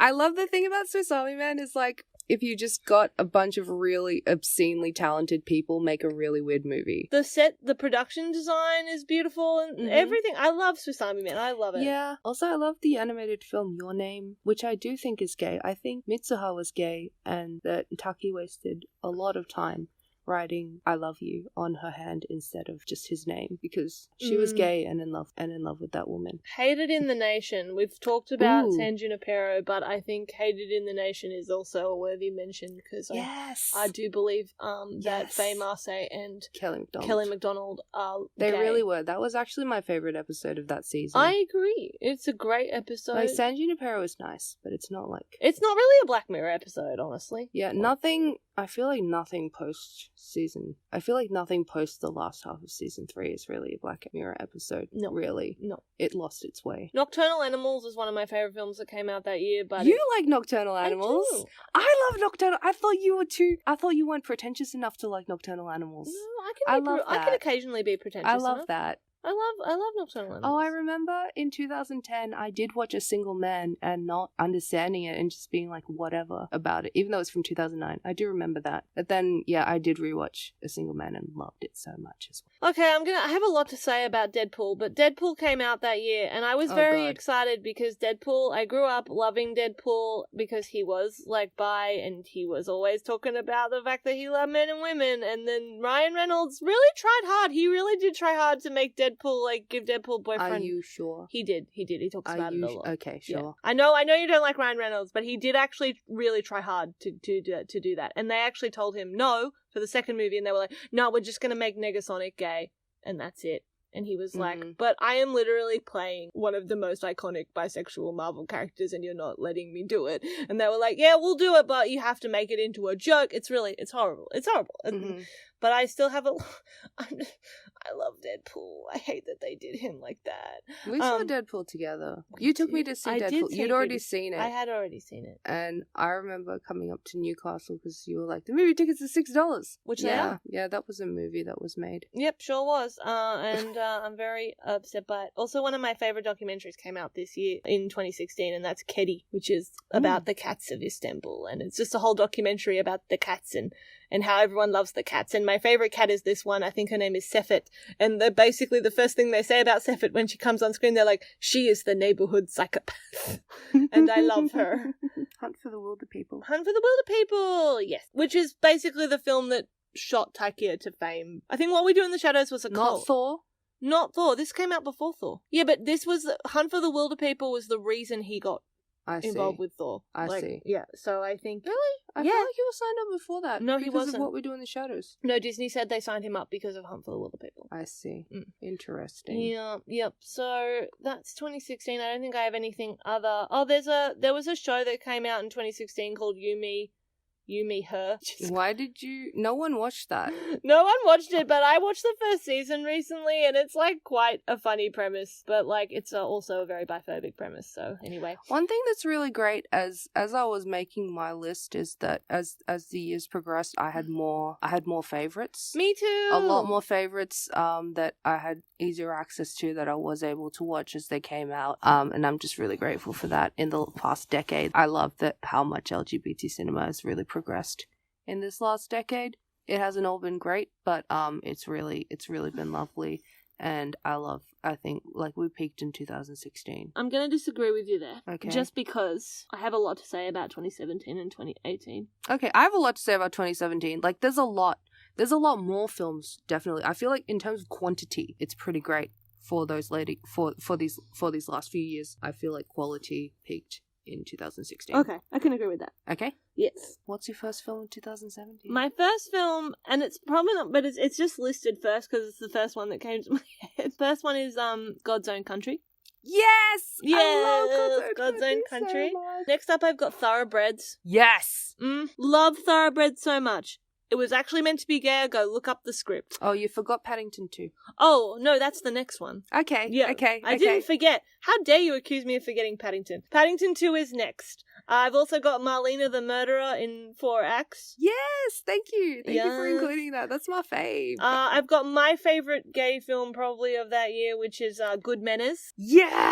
I love Good Manners. That is a good weird mention. That is just a crazy, crazy film, and I love especially those last few years that we're able to see like genre LGBT films. Hell yeah. As well. And that's a horror sort of comedy. Disobedience. Oof. I love Disobedience so much. Really appreciate that 2017 was the year that Rachel Weisz was like, I don't want to be straight anymore. And she did. In movies. And then she did 2 lesbian films and then she was like, no, that's it. That's it. I've got it out of my system. Anyways, now. Marvel, give me your money now. Yep. Yeah. Good for her. I mean, she's got kids now. She got to support her 1 children. My favorite film, one of my absolute favorite films of all time, came out in 2017. Anna and the Apocalypse. Yes. It's a gay film. Yeah, it is. Oh, it's a gay film? It is. I love the lesbian character in Anna and the Apocalypse. Like, she's so tiny and full of rage, and it's And she lives. It's adorable, and she lives. I won't spoil it, but yeah, she lives, and the only other two characters that live are both bi. Pretty sure. Also, it's we've mentioned this before, but in Anna and the Apocalypse, the main character Anna is played by Ella Hunt. Yes. And if you liked Dickinson, if you liked her in Dickinson, highly recommend checking her out in Anna and the Apocalypse. Yeah. Because she's amazing in it. Yeah. Also, the songs in Anna and the Apocalypse, because in case you didn't know, Anna and the Apocalypse is a zombie Christmas musical. High school Christmas musical. And it's awesome. It's written by the guy who made the Ryan Gosling Won't Eat My Cereal vines. Rest in peace. Rest in peace to him. But it's a great little movie. I'm still mad that it didn't get distribution wider and a lot of more people didn't see it because it's such a wonderful It's so much movie. fun. Dee hadn't actually heard of it at all, and when she invited me down to come watch things at the British Film Festival, she was like, "Is there anything you want to see?" And I was like, "Anna and the Apocalypse." She was like, "What is that?" And I was like, "Just come and see it." And she really liked it. So I previously gave everyone a little teaser as to when Faye Marsay betrayed me. And that took place in the year of our Lord 2017, when she partook in a little monstrosity, or film by the name of You, Me and Him. I was unwitting to this at the time, and I was not privy to this betrayal until 2019 when I watched You, Me and Him. Look, let's just say I have some questions for Daisy Atkins, such as, like, why do you hate me? This movie is just deliriously homophobic and biphobic, but it's one of those strange movies that is seemingly made with the intention not to be either of those things. Anyway, Faye Marsay plays a character who is clearly bi, and after breaking up with her girlfriend, she has a one-night stand with David Tennant and gets, like, pregnant from that. And then the whole movie is, like, her girlfriend being heaps horrible to her, being like, how could you cheat on me even though we broke up? And I just, look, I think it took years of my life watching that movie. If you want to be as confused as I am, just go read the plot, or maybe even subject yourself to it for an hour and a half. But yeah, Faye Marsay, I don't know why you did that to me, and yeah, I'm sorry to everyone who's ever seen this movie. And David Tennant, you're on thin freaking ice, mate. I, no joke, have brought this movie up in therapy. Because I'm so confused. Okay, moving on. And this is a sort of dishonourable mention, but it's a weird one. It's not a weird one in the weird sense, it's a weird one.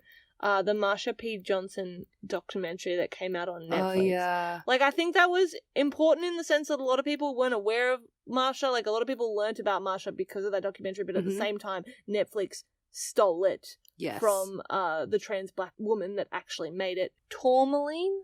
The Death and Life of Marsha P. Johnson, which was the name of the documentary on Netflix, was supposedly credited to a man called David France, but a black trans woman by the name, it just says her name is Tourmaline here. She has tried to sue them over basically stealing her work. Yeah. There were whole sections of that documentary that were lifted from the documentary that she made. And her documentary, I believe, was actually just called Pay It No Mind. I see. It's horrible because Netflix essentially stole this documentary from her. She is trying to pay rent and like can't even get money for rent, and Netflix stole this documentary off her. So I think it's awful. It's a horrible thing because obviously it was stolen. Like, for Netflix to produce a documentary about a black trans woman stolen from a black trans woman, I think that just about sums up who Netflix is as a company. At the same time, I think it's a weird thing because it made a lot of people aware of Marsha and what she did contribute to the community and the history. So it's a horrible situation. But in that same vein, though, I have some lovely ones I want to mention. I want to mention Saturday Church. Yes, that's on my list too. Yeah. A Fantastic Woman.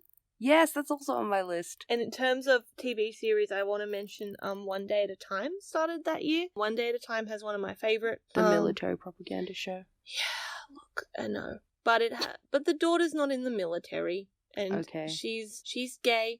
She has a lovely coming out storyline. You know, the fact that the daughter is gay is part of the military storyline. I know. I'm not an idiot. It's still a good show. Be a critical thinker, and when you watch it, her partner in the movie, the Elena, the daughter, is also non-binary. And I love One Day at a Time. It's got its issues, obviously, but I do love it. One thing I love that happened in this decade is that we got Pearl Mackie playing Bill Potts in Doctor Who. Oh, yeah. And she... I don't want to say she's the first gay companion because that is not true. I think people that say that are heaps biphobic to Jack Harkness, and I don't like those people that say that. But she is the first lesbian companion on Doctor Who. And that was a good season. And that season of Doctor Who was so lovely. I love PCAPs. I love PCAPs. I love the Woolloowa Mullum solidarity of that series. Of them, like, I love the way she was like, I'm talking to this girl and she's way out of my league. And he's like, no, don't talk like that. You can do it. You can ask her out. I loved that. I loved that for Doctor Who. Of course, it's a double-edged sword. It was given to us by Stephen Moffat. Okay. From my list that you haven't already mentioned, I've got Tom of Finland. That's like a beautiful biopic. I've got Sisterhood, which is a Hong Kong Macanese film, lesbian film. It's extremely sad, but it's honestly just so beautiful. I've got Malila, The Farewell Flower, The Shape of Water. I've got Novitiate. I've got Beats Per Minute by Robin Campillo. That was beautiful. The Wound. I've got Okja in there. Also, Mary doesn't like this movie, but I do. Phantom Thread. Thelma as well. That was a cool movie. Also, just the villainess is gay. Okay. Dishonorable mention. Call Me By Your Name. I knew you were going to do that. That's what I've got here too. Yeah, let's not elaborate. 2018. Oh, just quickly though, in 2017, I just wanted to mention Uncharted Lost Legacy. The video game came out, and it's very gay, and I love it. That's all I wanted to say.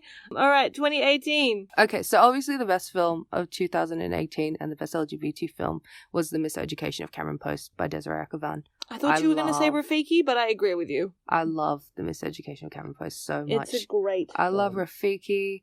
Love, Simon also came out this year, and while Love, Simon does have its problems, like I feel like, you know, what the release of a film like Love, Simon represents is very important. It was definitely the best movie-going experience that I had watching Love, Simon at Mardi Gras Film Festival that year. Because just imagine just being in a packed cinema full of gays, all like laughing and crying and sobbing and just yelling and cheering all at the same time. Yeah, I really love that. And I love that Keenan Lonsdale is in it, who I've loved since Dance Academy. Nice. You had The Favourite. That's right, yep. Yep, you had Hearts Beat Loud. You had The Heiresses, which won Sydney Film Festival. That's an amazing film. Rafiki. Knife Plus Heart. We the Animals. The Party's Just Beginning, which is Karen Gillan's directorial debut. Duck Butter. I love you, Miss Karen. Yes. Can You Ever Forgive Me? Benjamin. You know what? I am going to put The Death and Life of John F. Donovan on this list because I really loved it. Did I say Hearts Beat Loud? I was going to say it, but yeah, Hearts Beat Loud is another one, which is... I think it's a very soft, very gentle, like little movie. Samui Song, that's a great Thai film. Desiree Akhavan's series, The Bisexual, also came out this year. Yeah, if you haven't seen it yet, get on it, obviously. In 2018, Queer Eye. That's what I wanted to got rebooted, which we do want to do an episode on later because there are positives and negatives to Queer Eye. Pose was made by Ryan Murphy. We've talked about it before on the podcast. It's brilliant. Doesn't get the recognition it deserves. No. Not the proper recognition it should have. It's not perfect. I feel like this season was a bit weaker than the first. But yeah, it's just amazing that we have a show with like 5 black and brown trans women as leads. That's amazing. My next on this list is Dirty Computer, which was the visual album that Janelle Monae released, which I think really made her go into the mainstream, I feel like a lot more people listen to Janelle Monae. I feel like she's still not mainstream, though. She's more mainstream than she was, though. And she came out that year. Oh, yeah. And that was great. But I feel like a lot of us who'd been listening and Tessa Thompson did, too. I feel like a lot of us who'd been listening to Janelle Monae for a while, though, were like, yeah. Yeah, we've been new. We did get Miss Sherlock. Yes! It's a Japanese drama adaptation of Sherlock Holmes. It's modern, and Sherlock Holmes is played by Yuko Takeuchi, and who is beautiful. And she's a lesbian, but not with Watson. I like to pretend that Rinko Kikuchi's character is Irene. And we got the lesbian adblock we deserve. 2018 is also the year that the Picnic at Hanging Rock miniseries came out, and it's so lesbian. Dishonorable mention to Bohemian Rhapsody, and Vida and Virginia, aka Biphobian Rhapsody, and Vida and Virginia, which also came out this year. But I think we had a lot more good than bad in 2018. Also, Tell It to the Bees. I heard that was bad. That movie was bad. But yeah, other films that I like was Dear X. I loved that. Carmen and Lola was lovely. Manta Ray. The Third Wife, The Night Comes for Us, Sorry to Bother You, Shoplifters Searching, Black Klansman, Destination Wedding, and Terminal. Yes, all your honourable mentions are the same as mine. Also, just some music mentions. Hayley Kiyoko finally released her first full album, which was Expectations, which I love the collab song she does with Kalani, who is also bi. Also, this decade generally was like a great year for bi women of colour in music. You had like Rina Sawayama, Mitski. You had Janelle Monae, also had Victoria Monet. Anna Wintour came out, the song, I mean, not the person. Yeah, continue. Raveena, bi women were making some great music in the 10s, what can I say? Especially bi women of colour. That was 2018, and that brings us, finally, without much further ado, to 2019. And I think it's very clear what the best film of 2019, LGBT-wise, was. Yep.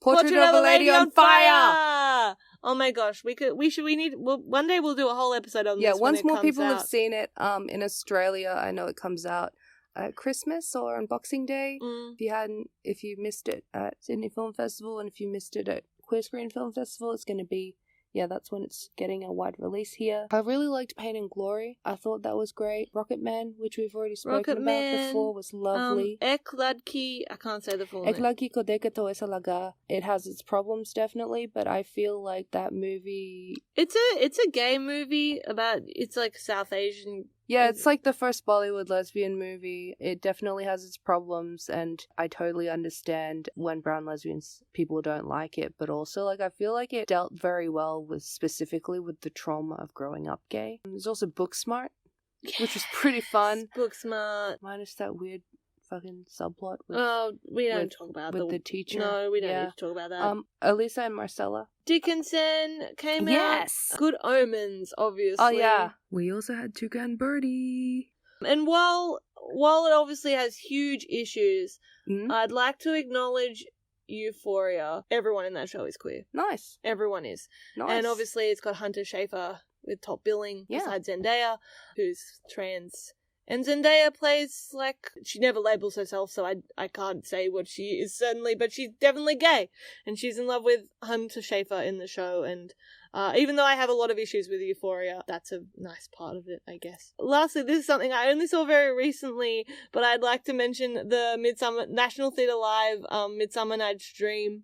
Yes. Production. What's the name? The guy who directed it Nicholas Heitner, who directed History Boys and also Center Stage. Made A Midsummer Night's Dream into the, like, bi disaster story that it should have been. Yes. I loved it so much. It made me so happy watching Gwendolyn it. Christie is just so beautiful in this. I was gasping every time, like, every time she came in the frame. I was just like, and, wow. I love the lovers. I love that polycule.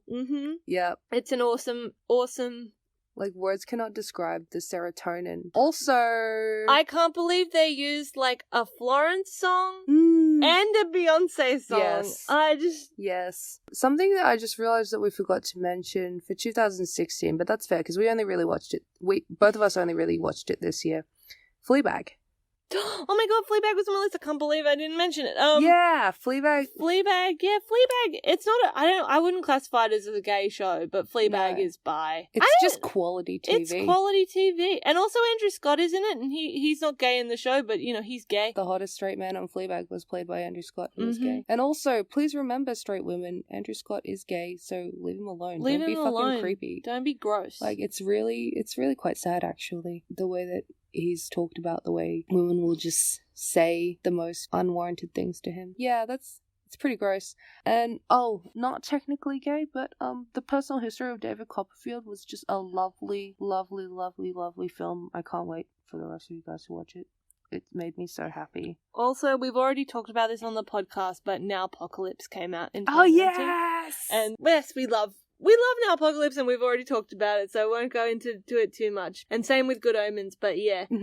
But I loved It Must Be Heaven and also Parasite. Parasite's my favorite film of the year. Oh, okay. Yeah. So now we've said all of our favorites. Mm-hmm. Like, how do you think, like, when you think about how the gay films, rather the representation of gayness in films, like, how do you think it's changed from the start of the decade to now? Like, that's a huge question, I know. Yeah, So, that is like, a big question. I'd say overall it's improved from what it used to be. I love the trajectory that LGBT cinema is going. Not just in Hollywood, because honestly I feel like Hollywood's a bit doomed and we can't expect Hollywood to deliver what we need for gay cinema. Like we need to look elsewhere, and I love that outside of Hollywood and like in independent cinema, LGBT cinema is really thriving. I love that so much. You know, we're getting a lot more quantity, so we're actually allowed to become like picky with what we get. Like, it used to be like, you know, this is all you have, so you have to like it, but now it's not like that at all, which I love. I love that now we have arguments. We like, you and I have had arguments over like what's the best one of the decade. Like we couldn't have done that 10 years ago. We could not have. Like, what did we have? We had nothing.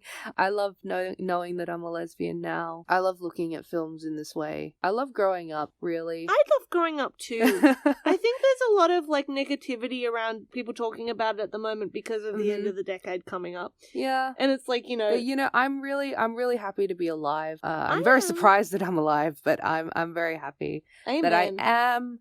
Like, obviously the people in my life are great, but, you know, the films are making it really worth it these days. Yeah, so I really love the trajectory that we're on. None of it's going to be perfect. I really can't wait for us to just see LGBT cinema at the same level that we see regular cinema and just rank it along with everything else. I agree. I can't. I know that, like, it's probably never going to happen.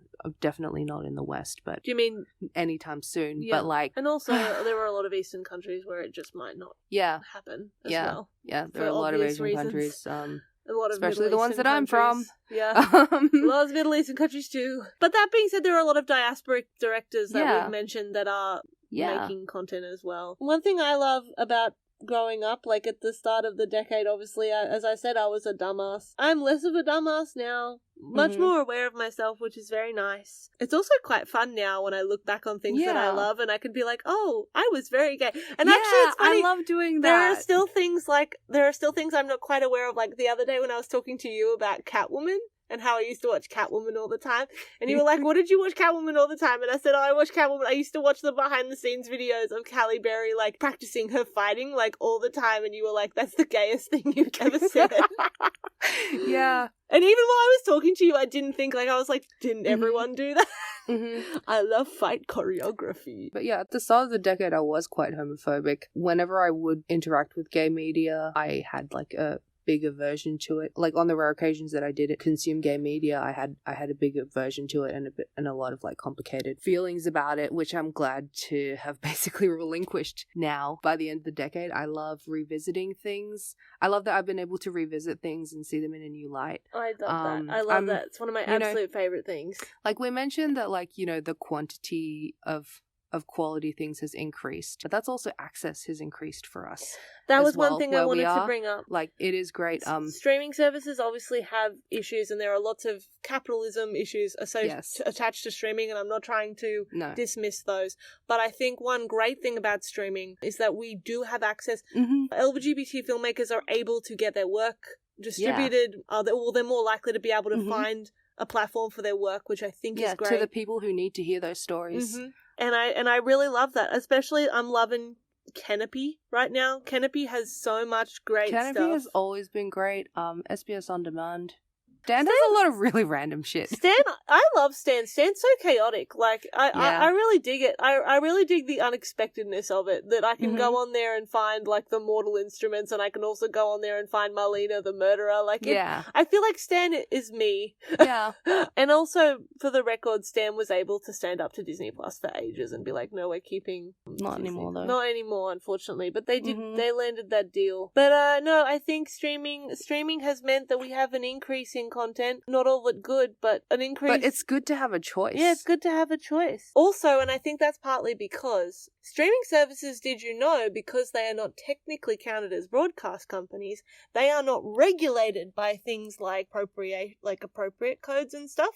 So that's why a lot of streaming services can make gay content even in countries where it's prohibited, because they are not technically counted under those laws that regulate that kind of stuff. Streaming services have that advantage in a lot of countries still, which is why, while you do get a lot of really bad gay content made on streaming services, at least you're getting it made because they can. I really like that a lot of streaming services are like, we're making this because we can. Not because it's good, but because we can. So what are you looking forward to? You know, I am absolutely, my first port of call for 2020 is Birds of Prey. Yes, I am excited for Birds of Prey. I am so excited for Birds. I mean, obviously, I'm quite skeptical of the whole reboot sequel franchise of Hollywood. But Birds of Prey just looks fun. Just let me enjoy my girl gang movie.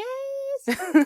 Margot Robbie was really born to play Harley Quinn, and in a good way. Like, I just love how much she loves that character, and I love the story behind how she got this movie made. It's produced by her, and she literally was like, I'm gonna get a director that wouldn't have the opportunity otherwise. I think Kathy Yan. She's awesome, and Margot was like, I want to give opportunities to people who normally wouldn't, because that's the least I can do as a white woman with all this money and privilege. And I love that about Margot. So what else are you? I am also extremely excited, as you know, for Emma. Yes. Starring Anna Taylor-Joy as Emma in the Jane Austen adaptation. I forget the name of the woman who's directing it, but Autumn de... But she, it looks stunning. Bill Nighy plays Emma's dad, which I think is like a really great bit of casting. They're my two main ones. I honestly can't think beyond. I'm excited for the end of Miss Robot. I'm excited for the end of Bojack Horseman. I'm excited for Alice Wu's new film. I'm excited for Andrew Thomas Huang's first feature film. Hopefully that comes out next year. I'm excited for, apparently Bob the Drag Queen is doing like a Queer Eye style show with other drag queens on HBO next year, so that seems cool. Not technically a movie, but I am going to see Hannah Gadsby's new show, new stand-up special at the Opera House the day before my birthday, which I'm excited for. Oh, Nanette by Hannah Gadsby. That special, I love that so much. Oh, that came out this decade, didn't it? Yes, that was beautiful. Very painful, but very beautiful. Bond movies are always done, but I am excited for No Time to Die. Yeah. I'm excited to properly see Matthias and Maxime, Xavier Dolan's new film. I'm hoping that it's going to be at Mardi Gras Film Festival. I'm excited for Monsoon, that film with Henry Golding, that gay film with Henry Golding. Oh, yeah, you're telling me about that. Yeah, that's also showing at Mardi Gras Film Festival. And, there's an Australian lesbian movie coming out called Ellie and Abby and Ellie's Dead Aunt. And 2 years ago at either Mardi Gras Film Festival or Queer Screen Film Festival, they played like a short excerpt for this film which hadn't been made yet because they were still trying to get funding. And they managed to actually pull it together, and the actual feature film is coming out next year. It's about a girl in high school who's a lesbian and named Ellie, and she has a crush on this girl named Abby. Ellie's dead aunt, who was a lesbian in the 80s, just starts to manifest randomly like a fairy godmother and give her like unwanted lesbian advice. Love basically that is also a very like staple Rachel House is part in it. of the genre. Rachel House is in it. So yeah, I'm excited for those films. One thing I am excited for in 2020, I'm excited that I've freed myself from watching Marvel movies. It took a long time, but I did it. I'm excited for Tan France. We were talking about this in the car last night. I'm excited for Tan France and Alexa Chung's fashion show. I don't know what it's called or anything or what it's really about. They just announced it on Instagram about 6 months ago. That they were making it. I love Alexa Chung. I've had a crush on her for a very long time, and I love her style and I love her fashions. I also like I don't even watch Queer Eye, but I love Tan France. You will be watching Queer Eye. I will be watching because Queer Eye. Because we will be preparing a whole episode for Queer Eye next year. Deah's going to prepare homework for me. Yeah. To watch it. We can start today. Also, I'm just scrolling. I just searched up 2020 movies, and Venom 2 is coming out next year. Oh, a gay cinema, apparently. Oh, God, it's so... Looking at Hollywood movies that are coming out next year is a little bit depressing, but, I can't wait for the film festival circuit to start. I can't wait for Sydney Film Festival. I can't wait to just see the international and indie films that are coming out next year, because I'm really excited, because it's become so hard to find good movies. Yeah, last weekend... one thing, because, like, there's so much quantity, it's really hard to find quality movies. Like, I love movies so much, and I love just trying really hard to see them, and like all the work that I do so that I can so I can watch them. Looking forward to that again. Last weekend, listeners, Deah and I, we went and saw Knives Out, and we really enjoyed it, but it kind of led us into this unintentional spiral of depression where we were like talking for an hour and a half about how it's kind of depressing that so much of Hollywood now is just reboots and sequels and remakes. How Knives Out, one of the few films I could think of this year that was a completely original mainstream film. That's actually made money. The other two being Us. Once Upon a Time in Hollywood. Ugh. I don't count Once Upon a Time in Hollywood. Do you want to know why? Because it's completely based on other things. Like, it's True. There's nothing about it. Nothing is original about Quentin Tarantino. But we were talking about that, and I think that's one of my favorite things that I have done as the decade has progressed. I have learnt to curate my tastes and investigate like what I really want to watch, and I've made much bigger efforts to find things that I enjoy. That's a big part of our friendship, looking for things, isn't it? Which I love. I love that we're always saying, like, have you seen this? Have you seen this? I love this decade that I learned how to drive, so I can drive 40 minutes to the cinema that shows the important things that I'm lucky enough to drive to the cinema 40 minutes away. I am lucky enough to be a gay who can drive. Yes, I am lucky enough to be a gay who can drive. I drove to Canberra. I drove 2 hours to see High Life. Canberra only 2 hours from here. Yeah. I hate that. Sorry, where I live it's 6 hours, it's 5 hours away. Oh yeah. To drive 5 hours for it. So I love that I learned how to drive so I can drive to you. Stop it. Yes, that is very good, actually. But yeah, I think it's been a good decade overall. I think there's been more good than bad, especially when you get to the tail end. And I'm excited for the 20s. Actually, I think there's a lot of existential dread going around, as I said, but you know what? Yeah. I'm looking forward to it. Yeah, it's all we can do, really. It's all we can do. You can't be sad about it. Also, I'm very happy to be entering a decade in which Sherlock hasn't been on. Okay, so that's our episode. That's our first volume of GayV Club. I've loved that we started this year. I've loved the response. I'm so grateful to everyone who's been so lovely about it. Much. I'm grateful to my friends who've helped us so much. Xavier, who made our. Thank you, Xavier, again for our logos. I still can't get over how I love it. I'm gonna make us t-shirts with it. Hell yeah! I don't want to sell t-shirts, but I want some for us. Hey, tell us your favorites of the decades. If you have any that we didn't mention, if you have something that you like, how could they not have mentioned this? Please share it. It would be great to hear what other people think. You can let us know on our social accounts, Twitter and Instagram at GayV_Club. We also have a YouTube account for closed captions. People that need to listen with closed captions. Well, just let us know what you'd be excited for us to talk about, because we do have some things planned for next year. We're going to return in January. Also, let us know, what are you excited for 2020? Yeah. What are you excited for the 20s? I know a lot of people are excited to see Arpatz's Batman. Yes, I call him Arpatz. I think that's a great nickname. I think it's a great nickname. I know he hates it, but... I think that's part of the reason why I love it. Yeah. Let us know what you're excited for, and we will catch you in 2020. Hope you have a lovely end of the year. If you celebrate Christmas, Merry Christmas. Happy holiday season. Yep. Happy New Year. Happy New Year. I hope Star Wars isn't bad. Even I'm not a Star Wars fan, but I hope Star Wars isn't bad. I know a lot of people love it, so I hope it's not bad. I am hopeful it's not going to be bad. It's coming out on my birthday. It's actually coming out the day before your birthday. It's coming out on the 19th here. Yes, Australian privilege is getting Star Wars the day before it comes out.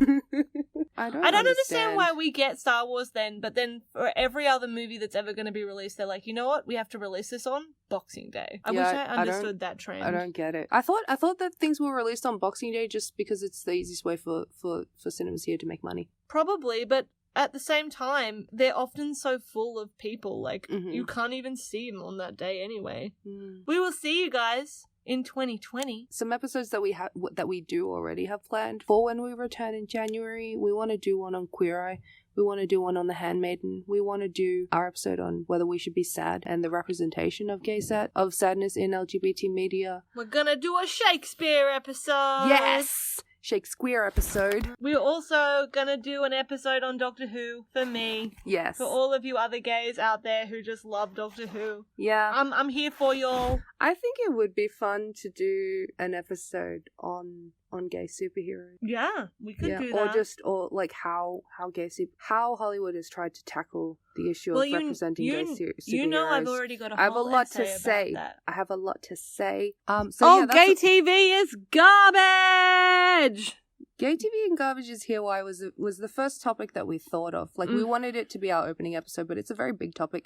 So I feel like we may actually just separate it with, like, separate case studies of different shows. We're still deciding on that. We're still deciding. I suppose. But yeah, that's what we have planned for next year when we return. But if you do have any suggestions, please let us know. Good luck with your families and loved ones over the holidays. Absolutely. And, of course, we can know that this time of year can be very difficult. Obviously, look after yourselves and be safe. And enjoy the rest of Sagittarius season. Yeah, you'll be a whole year older when we come back. I will be. I will be 23. Nice. It will be time for me to retire to the Salton Sea. Yep. Thank you for listening, as always, guys. Thank you so much. Be good, be safe, and watch something nice. Yes. Bye. Bye.